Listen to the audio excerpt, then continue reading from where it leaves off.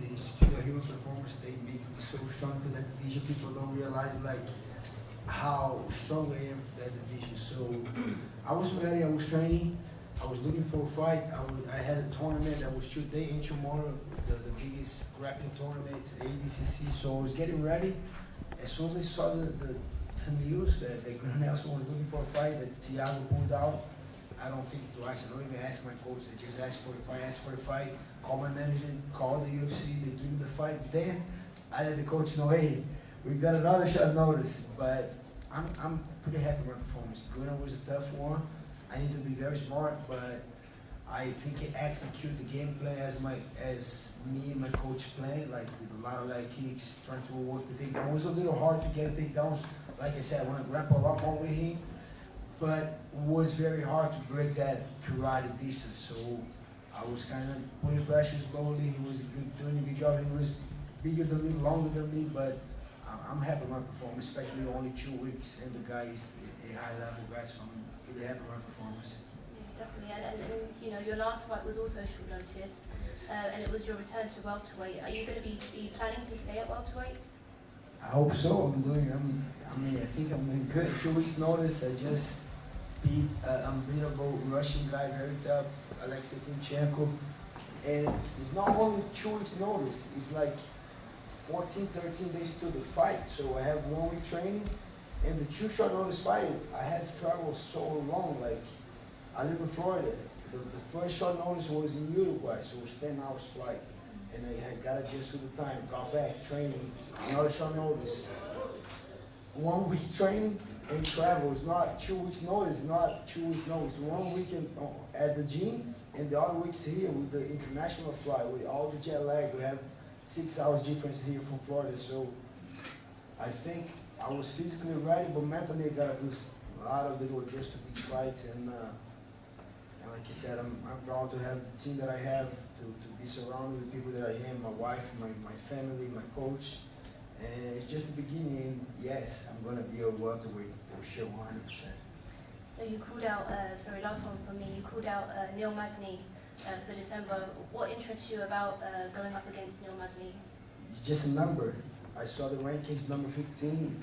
If they don't put my name on the ranking, on 15, I think they should, because it just don't make 2 guys on the middle division with a short notice. It's a big deal for me. Kunchenko was 20-0, undefeated Russian. No one wants to fight him. They offered me the fight in 2 weeks. I took it. I was just coming up, like you said, international flight, 2 weeks notice. Gilbert Nelson, a bigger name, who was in the top, who was ranked for a long time in that division, just came short notice and dominated again.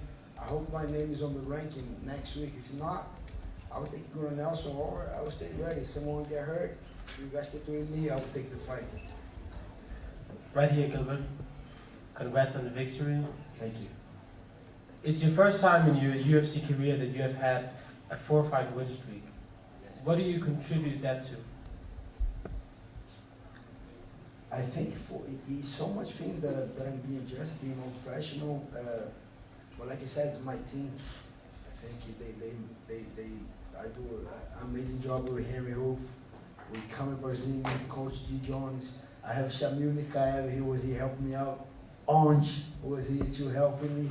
And like I said, I stay in camp. It's even hard to explain, but I like to stay training. You know, if I don't have a camp, I work on certain things. I like to keep sharp in my grappling. I like to stay always sharp, like getting stronger, getting better, on physically stronger. So I was working, you know, I was working hard, and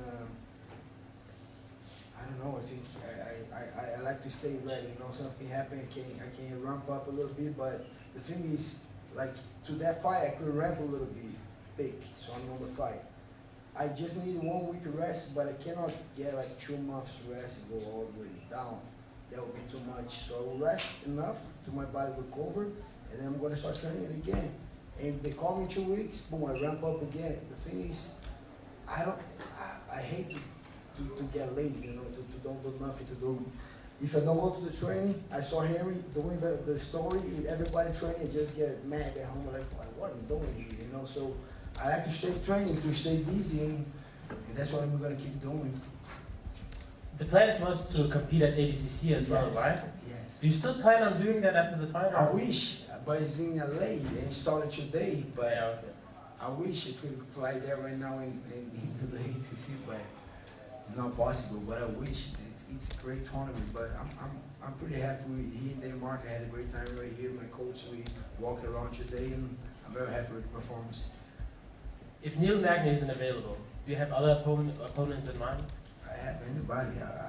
Like you said, I'm here to fight.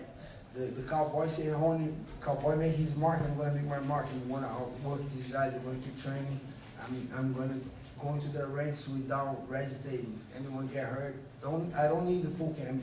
4 weeks, 6 weeks, I think you guys will see a different animal. But with 2 weeks, I've been able to beat these guys. Just think about it. 6 weeks, 8 weeks, what I will be capable to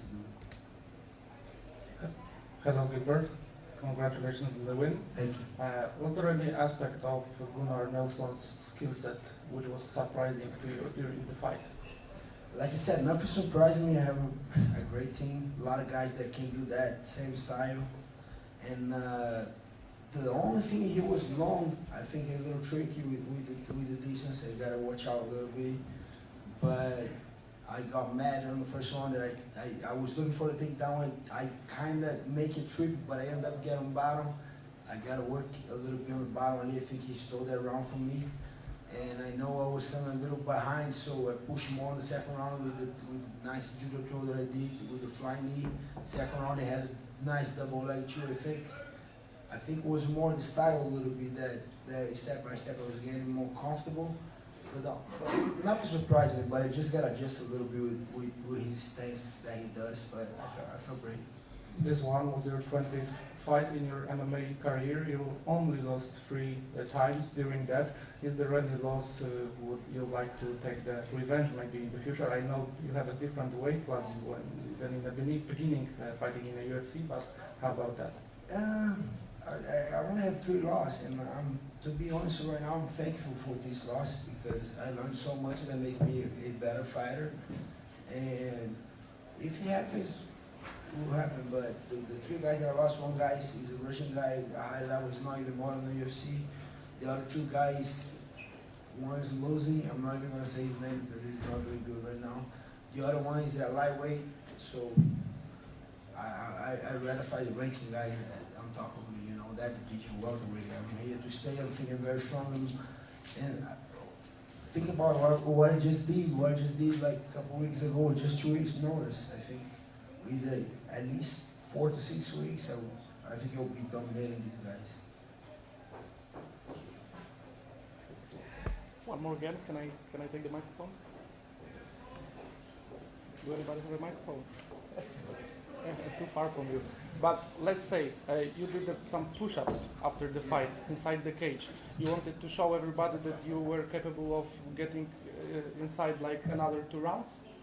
Maybe once again for the broadcast, you were doing some push-ups after the fight inside the cage. Did you want to like show everybody that you have a condition for another fight after this Gunnar fight, or was it just playing a little bit of a show? It was a little bit of everything. I think he was holding me so much towards the end. He wasn't doing much, but he's very long, and it was kind of hard to escape. It was just like I still can fight more, just kind of or take me down or let's fight. But I was just having fun a little bit there. But it was just having fun. That was another Brazilian guy who died on the card, Alex Oliveira. Did you watch his fight, and what do you think about performance? Yes. I think he was fighting very good. He's a very entertaining guy, crazy style. I like the guy a lot. I fought him before in Brazil. I think the referee made a little mistake too because he was on top doing a little damage. The referee stopped the fight, put the fight on top, like back on the feet again.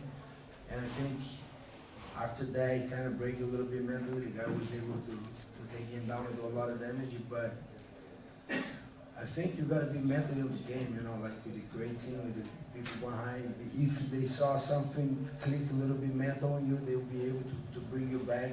And I think he kind of break a little bit mentally, but I don't know if the team could bring something back. But I think he was fighting good until the referee put the fight back on the feet again. But Dalby's a very great fighter too, so it was a good fight, it was a good matchup. Yeah. Thank you guys. Thank you too.